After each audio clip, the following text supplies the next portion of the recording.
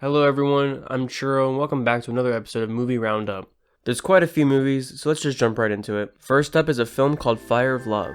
This is a documentary about a couple's love for volcanoes. Sprinkled through this film is also about the relationship and how it connects to the volcanoes and film itself. I really liked how this film looked. The shots along with the framing of the volcanoes were beautiful to look at, paired along with the angelic music. It was really a beautiful sight to see. I really liked the two people we follow. The film really got me connected to the people on screen. They were very interesting to follow, and how their interest for volcanoes was interesting to watch. The music was really great and really enhanced what was being shown on the screen. It's a beautiful film that I really got a lot out of, and I'm gonna give this an 8 out of 10.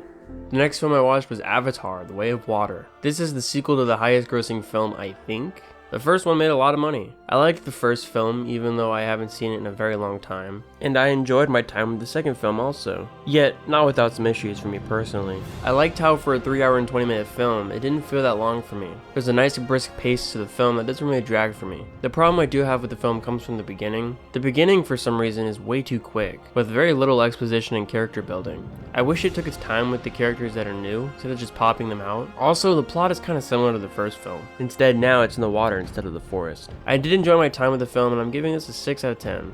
The next film I watched was Banshees of Inisherin. This was directed by Martin McDonagh, well known for 3 Billboards Outside of Ebbing, Missouri. This was a funny and interesting film about 2 friends that just aren't friends anymore. The performances were very authentic with thick accents. It was just a very Irish film. The film did become a little repetitive for me at times. There's a few scenes that felt like it was just saying the same things without adding too much more to it. However, the characters were very engaging to watch, and it felt like there was a real weight to the actions of the story. Overall, the film works really well for me and the story it's telling. I'm gonna give this a light 8 out of 10.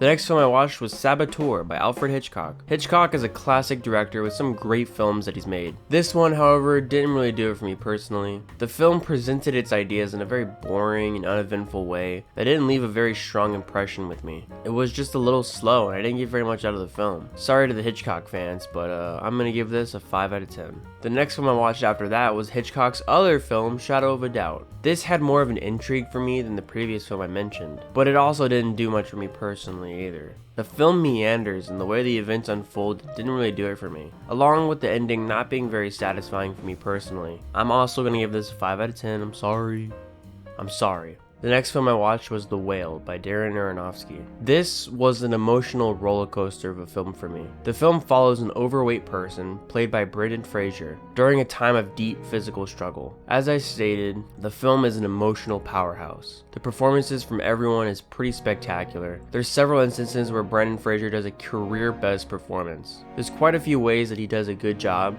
but one of the ways was his physical performance. He really carries the weight of the character in a very believable way. He also does a great job showing the emotional weight of the character as well. The music is extremely well done. The music is beautiful and heart-wrenching. The way the film was shot was very interesting to me also. The film was shot in a 4:3 aspect ratio, which really makes the main character seem much larger in the frame. This film might be a trigger for some people because of eating disorders, but it was a powerful film for me personally. The movie comes together to show a simple story in a really effective way, and by the end, I felt very satisfied with the entire film. I'm giving this a strong 8 out of 10.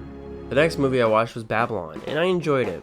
Kind of. There was things that I liked and disliked in this movie. I liked the music and performances for the most part. It's an exhilarating film that's full of life. The pacing of certain scenes were very brisk and filling. However, the thing I didn't really like about the film was the length. It did not need to be as long as it was. A lot of the film was just people at parties, and it became really slow by the middle of the film. However, it did pick back up near the end. I did like some of the music. The music was very energetic and fit really well with the film. The film is essentially the antithesis of La La Land by being a scathing critique on Hollywood and Los Angeles, but it also just shows a lot of people partying, so I don't really know. The film really didn't connect with me as much as Damien Chazelle's other films, and I'm giving this a strong 5 out of 10.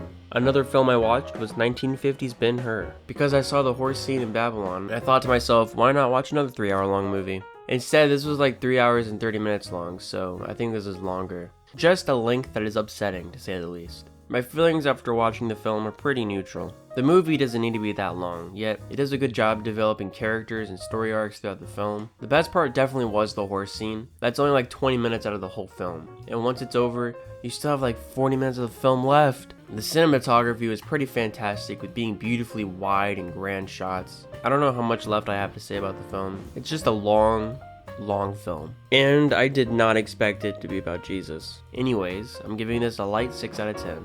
And that's where I'm going to end it for this episode of Movie Roundup. If you enjoyed, then please leave a like and subscribe.